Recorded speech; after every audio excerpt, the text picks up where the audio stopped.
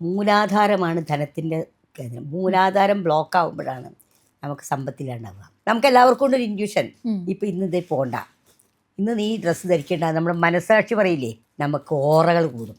ഓറകൾ കൂടുമ്പോൾ നമുക്ക് അസുഖങ്ങൾ ഉണ്ടാവില്ല. നന്ദി, ഈ റേക്കിയിൽ ഏറ്റവും വലിയ സംഭവമാണ് സോറി, നന്ദി. പിന്നെ നമ്മൾ ഗുരുക്കന്മാരെ പ്രാർത്ഥിക്കണം. നമ്മൾ ഗുരുക്കന്മാരാണ് നമുക്കിതൊക്കെ വഴി കാണിച്ചു തരുന്നത്. പിന്നെ ആർക്ക് ധനം ഉണ്ടായാലും നമ്മൾ അവരെ പരിഹസിക്കരുത്. അത് അവർക്ക് പൈസ എങ്ങനെയും ഉണ്ടായിക്കോട്ടെ, നല്ലതോ ചീത്തയോ എങ്ങനെ ആയിക്കോട്ടെ, പൈസ ഉണ്ടല്ലോ. എൻ്റെ കടം തീരണേന്ന് ഒരിക്കലും പറയാൻ പാടില്ല. കടം എന്ന് വാക്കേ പറയാൻ പാടില്ല. ഇപ്പം പൈസ ഒരാൾക്ക് കൊടുക്കുകയാണ്, അയ്യോ കഷ്ടം, അത് വിചാരിക്കരുത്. നീ നന്നാവണം, 10 ഇരട്ടി എനിക്ക് തിരിച്ചു വരണം.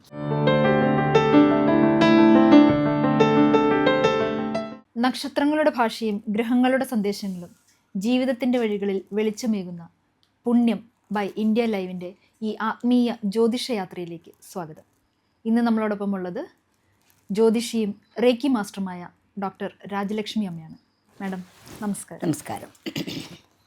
റേക്കിയിൽ സമ്പത്ത് വർദ്ധിപ്പിക്കാനും നെഗറ്റീവ് എനർജികൾ മാറ്റാനുമൊക്കെ ഒരുപാട് ടെക്നിക്സ് ഉണ്ടെന്ന് പറയും. അതിൽ മെയിനായിട്ടും സമ്പത്ത് വർദ്ധിപ്പിക്കാനാണ്. നമുക്കൊക്കെ ആവശ്യം സമ്പത്താണല്ലോ. അപ്പോൾ അതിൽ റേക്കിയിൽ എന്തൊക്കെ ടെക്നിക്സ് ആണുള്ളത്? നമസ്കാരം. മണി റേക്കി എന്നാണ് അതിനെ പറയുക. അതായത് നമ്മളിലെ നമ്മുടെ മൂലാധാരമാണ് ധനത്തിൻ്റെ കേന്ദ്രം. മൂലാധാരം ബ്ലോക്ക് ആകുമ്പോഴാണ് നമുക്ക് സമ്പത്തിലുണ്ടാവുക. മൂലാധാരത്തിന് ആക്ടിവേറ്റ് ചെയ്യുക. മൂലാധാരം എന്ന് പറഞ്ഞാൽ നമ്മുടെ സ്പൈൻ നട്ടലിൻ്റെ ഏറ്റവും അടിയിലാണ് മൂലാധാരം. അപ്പോൾ ഈ മൂലാധാരത്തിന് ബ്ലോക്ക് വരുമ്പോഴാണ് നമുക്ക് മലബന്ധം വരിക, അങ്ങനെയുള്ള ബുദ്ധിമുട്ടുകളൊക്കെ വരും. പൈസയ്ക്ക് ബുദ്ധിമുട്ടൊക്കെ വരും. പൈസയ്ക്ക് ബുദ്ധിമുട്ട്, മലബന്ധം പൈസയ്ക്ക് ബുദ്ധിമുട്ട് വരുന്ന ഉറപ്പാണ്. അപ്പോൾ നമ്മൾ എന്ത് ചെയ്യണമെന്ന് വിചാരിച്ചു കഴിഞ്ഞാൽ അതിനെ നമ്മൾ ആക്ടിവേറ്റ് ചെയ്യാം. ആ ചക്ര ആക്ടിവേറ്റ് ചെയ്യാം. ചക്ര ആക്ടിവേറ്റ് ചെയ്യാനായിട്ട് ഒരുപാട് റേക്കി മാസ്റ്റേഴ്സിനെ എനിക്ക് അറിയാം. പക്ഷെ മൂലാധാരം ബ്ലോക്ക് ആയവരുണ്ട് അതിലും.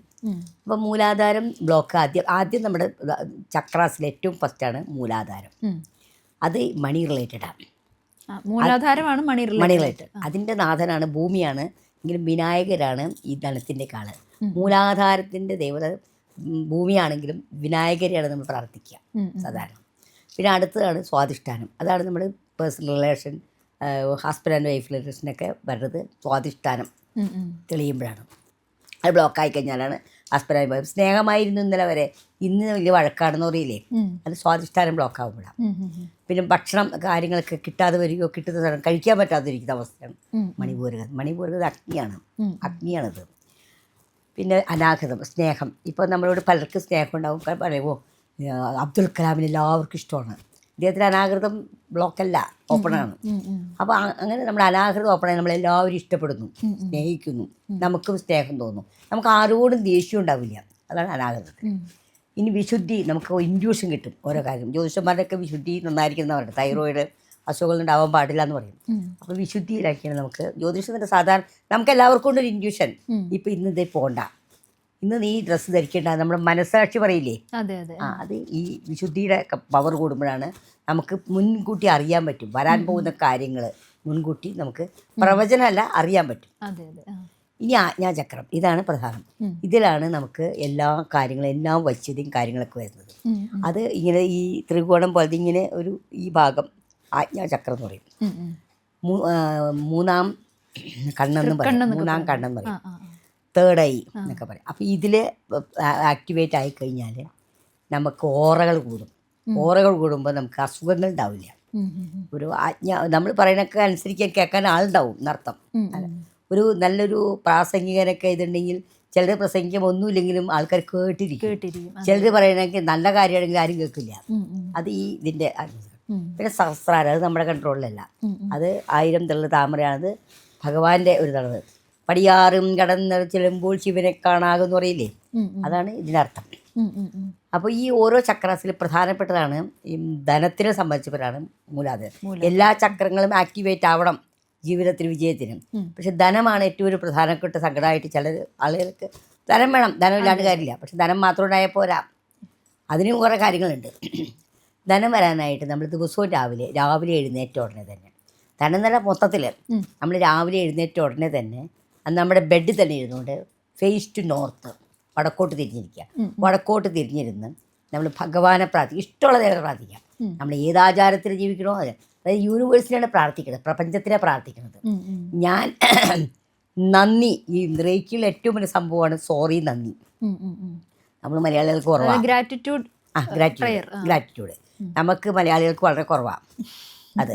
ഇപ്പോൾ നമ്മളിപ്പോൾ രാവിലെ എഴുന്നേൽക്കും, നമ്മൾ എഴുന്നേൽക്കുന്ന യാതൊരു തീരുമാനവും ഇല്ല. കിടക്കുമ്പോൾ എത്ര ഹെൽത്തി ആയാണ് നാളെ എനിക്കിതെന്താ ഉറപ്പ്, ഒന്നും പറയാൻ പറ്റില്ല. ഈ അസുഖങ്ങളും കാര്യങ്ങളൊക്കെ വരുന്ന, സ്ട്രോക്കൊക്കെ വരുന്ന രാത്രി കിടക്കുമ്പോഴാണ്, നമ്മൾ കിടക്കുന്ന സമയത്താണ്, അബോധാവസ്ഥയിലാണ് ഇതൊക്കെ വരിക.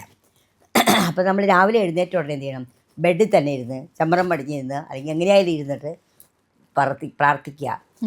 യൂണിവേഴ്സ്, താങ്ക് യു പ്രപഞ്ചത്തിനോട് അല്ലെങ്കിൽ മഹാദേവനോട്, നമുക്ക് ഇഷ്ടമുള്ള പ്രാർത്ഥിക്കാം. താങ്ക് യു, ഞാൻ എഴുന്നേറ്റുള്ള പൂർണ്ണ ആരോഗ്യത്തോടും പൂർണ്ണ സമ്പത്തോടും എഴുന്നേൽക്കാൻ സാധിച്ചത് നന്ദി. സമ്പത്തുണ്ടോ ഇല്ലെന്നല്ല, ചിലപ്പോൾ ഒരു പൈസ ഉണ്ടാവില്ല, പക്ഷെ അത് വേറെ കാര്യം. പൂർണ്ണ ആരോഗ്യത്തോടും സമ്പൽ സമൃദ്ധിയോടും എഴുന്നേൽക്കാൻ സാധിച്ചതിന് നന്ദി, thank you thank you thank you പറയണം. അപ്പോൾ പിന്നെ വിനായകനെ പ്രാർത്ഥിക്കണം. പിന്നെ നമ്മൾ ഗുരുക്കന്മാരെ പ്രാർത്ഥിക്കണം. നമ്മൾ ഗുരുക്കന്മാരാണ് നമുക്കിതൊക്കെ വഴി കാണിച്ചു തരുന്നത്, ഓരോ കാര്യം. അപ്പം ഗുരുക്കന്മാർ നമ്മുടെ ഈ പാദങ്ങൾ, ഈ കൈകണ്ടി ഇവിടെ പാദമായിട്ട് കണക്കാക്കി ഗുരുക്കന്മാർക്ക് നമസ്കാരം, നമസ്കാരം പറയാം. പിന്നെ കുലദേവത എല്ലാവർക്കും ഉണ്ടാവും, ആ നമ്മുടെ കുലദേവതയൊക്കെ ഉണ്ടാവുമല്ലോ, ആ കുലദേവതയെ പ്രാർത്ഥിക്കുക. കുലദേവതയെ പ്രാർത്ഥിച്ച ശേഷം വിനായകരെ പ്രാർത്ഥിക്കണം. ഇത്രയും സ്റ്റെപ്പ് കഴിഞ്ഞാൽ തന്നെ നമുക്ക് ധനത്തിന്, എന്നിട്ട് നമ്മൾ ചിന്തിക്കുക, നമുക്ക് അബണ്ടൻസ് ഓഫ് മണി, അതായത് ധനം ധാരാളം വരുന്നു. ഏത് മാർഗത്തിൽ നിന്നല്ല ധനം വരുന്നു, മാർഗം വരും, മാർഗം തെളിയോപ്പോൾ സമൃദ്ധി ഉണ്ടാവും. സമൃദ്ധി, അതായത് നമുക്ക് ധനം വരുന്നു, എല്ലാ രീതിയിലും പല രീതിയിലും ധനം വന്നുകൊണ്ടിരിക്കുന്നു. പിന്നെ ആർക്ക് ധനം ഉണ്ടായാലും നമ്മൾ അവരെ പരിഹസിക്കരുത്. അത് അവർക്ക് പൈസ എങ്ങനെയും ഉണ്ടായിക്കോട്ടെ, നല്ലതോ ചീറ്റയോ എങ്ങനെ ആയിക്കോട്ടെ, പൈസ ഉണ്ടല്ലോ, അത് മതി. ഇപ്പോൾ അടുത്തൊരു വീട്ടിലാൾ സാധനം മേടിച്ചു, അപ്പോൾ കമ്പയർ ചെയ്യരുത്, സന്തോഷം അത് മനസ്സുകൊണ്ട് കാണണം. ഇപ്പോൾ പുറത്ത് ചിരിച്ച് കാണിച്ചിട്ട് കുറ്റം പറയാൻ പാടില്ല, മനസ്സുകൊണ്ട് എപ്പോഴും നന്നായി സന്തോഷം. അങ്ങനെ നമ്മൾ മറ്റുള്ളവരിലുള്ള നന്മ കാണുമ്പോൾ നമുക്ക് ഓട്ടോമാറ്റിക് കാര്യം വരും, മാർഗങ്ങൾ തെളിഞ്ഞു വരും. അതാണ് ഈ റേക്കി കൂടി ചെയ്യുന്നത്. റേക്കി ചെയ്യുമ്പോൾ നമ്മളിങ്ങനെ സമ്പത്ത് വരുന്നതായിട്ട് ഇങ്ങനെ നമ്മൾ കണ്ണടച്ചിനെ കാണുകയാണ്. വിഷ്വലൈസേഷൻ, അതെ, വിഷ്വലൈസേഷൻ. നമുക്കിങ്ങനെ ധനം വരുന്നു. ഏത് മാർഗം നോക്കരുത്, മാർഗമൊക്കെ വരും. നമുക്കറിയുന്ന നമ്മൾ പഠിച്ച കാര്യങ്ങളൊക്കെ നമുക്ക് വിശ്വസിക്കുക. എൻ്റെ കടം തീരണേന്ന് ഒരിക്കലും പറയാൻ പാടില്ല, കടം എന്ന വാക്കേ പറയാൻ പാടില്ല. എനിക്ക് ലഭിച്ച ധനസമൃദ്ധിക്ക് നന്ദി. ഓരോ രൂപ കിട്ടുമ്പോഴും ആ പൈസ നമ്മൾ ചേർത്ത് വെച്ച് പറയണം, നന്ദി, താങ്ക് യു താങ്ക് യു. അത് 1 രൂപയാണേലും 1 രൂപയായാലും 500 രൂപയായാലും 10,000 രൂപയായാലും നമ്മൾ താങ്ക് യു പറയണം. ഇപ്പോൾ ഗൂഗിളിൽ വന്നാലും കയ്യിൽ വന്നാലും താങ്ക് യു പറയണം. ഇപ്പോൾ എനിക്കൊക്കെ ഗൂഗിളിലാണ് വരുന്നത് കൂടുതൽ, ആയിക്കോട്ടെ ബാങ്ക് വഴി എന്തെങ്കിലും വരട്ടെ, നമ്മളപ്പോൾ ഓരോ പൈസ കിട്ടുമ്പോഴും താങ്ക് യു പറയണം. പിന്നെ വൈകുന്നേരം ആവും, ഇതൊക്കെ മണി ഉണ്ടാവാനുള്ള സംഗതി പറയണത്. രാവിലെ അതൊക്കെ കഴിഞ്ഞ് നമ്മുടെ ജോലിയിൽ ഏർപ്പെട്ടു, വെറുതെ പ്രാർത്ഥിച്ചുണ്ടാ പോരാ, നമ്മൾ പിന്നെ നമ്മുടെ ജോലി ചെയ്യണം. എന്താണ് നമുക്കറിയാവുന്ന ജോലി അതൊക്കെ ചെയ്യാം. അതെ, അത് വളരെ പ്രധാനപ്പെട്ട ഒരു കാര്യമാണ്. വെറുതെ ഇങ്ങനെ പ്രാർത്ഥിച്ചുകൊണ്ടിരുന്നു കഴിഞ്ഞാൽ മണി വരില്ല, ഒന്നും വരില്ല, നമ്മൾ പട്ടിണി എടുക്കുള്ളൂ. അപ്പോൾ ഇതെല്ലാം കഴിഞ്ഞിട്ട് ഒരു 5 മിനിറ്റ് മതി ഇതിനൊക്കെ. അത് കഴിഞ്ഞ ശേഷം നമ്മൾ നമ്മുടെ കാര്യങ്ങളിലേക്ക് പോവുക, കുറച്ച് എക്സസൈസും കാര്യങ്ങളും ചെയ്യണം. കാരണം നമ്മുടെ ശരീരം നമ്മളിങ്ങനെ വെറുതെ ഇരിക്കുക, വെറുതെ അല്ല. ഇപ്പോൾ ഞാൻ പണിയെടുക്കേണ്ടതെന്ന് പറഞ്ഞു, എന്തെന്നാ ഭാരപ്പെട്ട പണി, പഴയ കാലത്ത് വരെ ഭാരപ്പെട്ട പണിയൊന്നും നമുക്കില്ല. നടക്കുക, ഏത് ഈ നേക്കിഡ്, അതായത് ചെരുപ്പിടാതെ നടക്കുക, അകത്ത് കുറച്ച് അകത്തോ പുറത്തോ മണ്ണിലൊക്കെ നടക്കുക, ഭൂമിയിൽ നടക്കുക. ഭൂമി ദേവിയാണ് ഇതിൻ്റെ കാള്, നടക്കുക. അതിനുശേഷം നമ്മൾ നമ്മുടെ കാര്യങ്ങളൊക്കെ നടക്കുക, കാര്യങ്ങളിലേക്ക് നമ്മുടെ ജോലി കാര്യങ്ങളൊക്കെ ഏർപ്പെടുക, ചെയ്യുക, അതൊക്കെ ചെയ്യുക, വിളക്കത്തിക്കുക, പ്രാർത്ഥിക്കുക. അത് അവർക്ക് ഇഷ്ടംപോലെ ആശുശ്രൂഷ ചെയ്യാം. അതിനുശേഷം നമുക്ക് ഓഫീസിലിരിക്കുക, അല്ലെങ്കിൽ എവിടെയാണ് ഇരുന്നതിന് ശേഷം നമ്മളിങ്ങനെ എപ്പോഴും മാനിഫെസ്റ്റ് ചെയ്യണം. മാനിഫെസ്റ്റ് ചെയ്ത് നമുക്ക് സത്യമായിട്ടും വരും, പൈസ വരും. പൈസ വെറുതെ വരികയല്ല, അതിനുള്ള മാർഗം കണ്ടു. ഇപ്പം നമ്മളിപ്പോൾ എന്തെങ്കിലും ജോലി ചെയ്യുന്ന ആൾ, ഇപ്പം ഓരോരുത്തർക്കും ജോലി ഉണ്ടാവും. ഇപ്പം അച്ചാറുണ്ടാക്കുന്നതാണെങ്കിൽ അച്ചാറിന് ആൾക്കാർ ഓർഡർ വരും, കേക്ക് ഉണ്ടാകുന്ന കേക്കിന് ഓർഡർ വരും, ഇപ്പം ഈ ഡ്രസ്സ് വിൽക്കുന്നതാണെങ്കിൽ ഡ്രസ്സ് വിൽക്കാൻ ആൾക്കാർ വാങ്ങിക്കാൻ വരും. എങ്ങനെയായാലും ധനം വരും, അത് ഉറപ്പാണ്. അത് എനിക്ക് അനുഭവം ഉണ്ട്, അതേ മറന്നത്. എന്നിട്ട് വൈകുന്നേരം ആകുമ്പോൾ നമ്മൾ ഈ വരവും ചെലവും എഴുതണം. 2 ബുക്ക് വേണം. ഒരു ബുക്കിൽ പച്ച മഷി കൊണ്ട് എഴുതണം എന്തെന്നാ വരവ്, നീല മഷി കൊണ്ട് എഴുതണം ചെലവ്. എഴുതി കാൽക്കുലേറ്റ് ചെയ്യുക. കാൽക്കുലേറ്റ് ചെയ്ത ശേഷം നമുക്ക് വരവാണോ ചെലവാണോ കൂടുതൽ നമ്മൾ മനസ്സിലാക്കണം. അങ്ങനെ ഡെയിലി എഴുതുക. ഇപ്പോൾ ബിസിനസ്സുകാർക്കൊക്കെ പറ്റുള്ളൂ, ജോലിക്കാരാണെങ്കിൽ ഇൻകം ഒരെണ്ണേ ഉണ്ടാവുള്ളൂ, പക്ഷേ ചിലവ് ദിവസവും ഉണ്ടാവും. എന്നിട്ട് അതിലാവശ്യമില്ലാത്ത ചിലവ് കട്ട് ചെയ്യുക, ആർഭാടങ്ങൾ കുറയ്ക്കുക. പൈസ ഉണ്ടെങ്കിൽ ആർഭാടം ചെയ്യാം, പക്ഷെ ആർഭാടങ്ങൾ കുറയ്ക്കുക. അങ്ങനെയൊക്കെ വരുമ്പോൾ ഒരിക്കലും നമ്മുടെ കടബാധ്യത വരരുത്. കടം എന്നുള്ള വാക്ക് വരും. വീടൊക്കെ വയ്ക്കുമ്പോൾ കടം വരും, പക്ഷെ അതൊക്കെ നമ്മൾ ചൊവ്വാഴ്ച ദിവസങ്ങളിൽ, ഇപ്പോൾ വീടിൻ്റെ ലോണൊക്കെ ആണെങ്കിൽ അത് കുറേശ്ശെ വീട്ടാൻ നോക്കുക. ഗോൾഡ് ലോണൊക്കെ ആണെങ്കിൽ ചൊവ്വാഴ്ച ദിവസങ്ങളിൽ വീട്ടുകയാണെങ്കിൽ പെട്ടെന്ന് തീരും. ശരി. അങ്ങനെ ഒരുപാട് കാര്യങ്ങളുണ്ട്.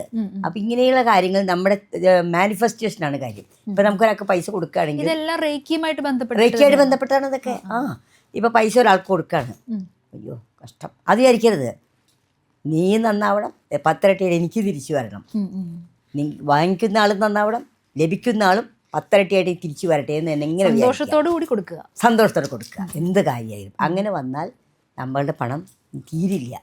എപ്പോഴും പണത്തെ സ്നേഹിക്കണം. അതായത് മണിയുടെ എനർജി നമ്മളിലേക്ക് വന്നുകൊണ്ടിരിക്കും. അതാണ് ചെയ്യേണ്ടത്. ഇത്തരം കാര്യങ്ങളൊക്കെ ചെയ്യുമ്പോഴേക്കും ധനത്തിൻ്റെ ബുദ്ധിമുട്ട് മാറും. ചെയ്യാനുള്ള മനസ്സ് വേണം. അതുപോലെ രാത്രി കിടക്കാൻ സമയത്ത് ഞാൻ അറിയാതെയും വേദനിപ്പിച്ചെങ്കിൽ സോറി, എനിക്ക് ലഭിച്ച എല്ലാ സൗഭാഗ്യത്തിനും നന്ദി, എൻ്റെ കിടക്കാവും. നന്ദി തന്നെയാണ് ഏറ്റവും വലിയ പ്രാർത്ഥന. ഏറ്റവും വലിയ പ്രാർത്ഥന നന്ദി. നന്ദി എത്ര പറയുന്നു അത്രത്തോളം നല്ലതാണ്. ഗ്രാറ്റിറ്റ്യൂഡ്. എനിക്കൊരു മദാമിയാണ് കേട്ടോ പറഞ്ഞു തന്നത്, പക്ഷെ അത് വളരെ കറക്റ്റാണ് കേട്ടോ. ശരിയാണ്. അതാണ് ഇതിൻ്റെ കാര്യങ്ങൾ.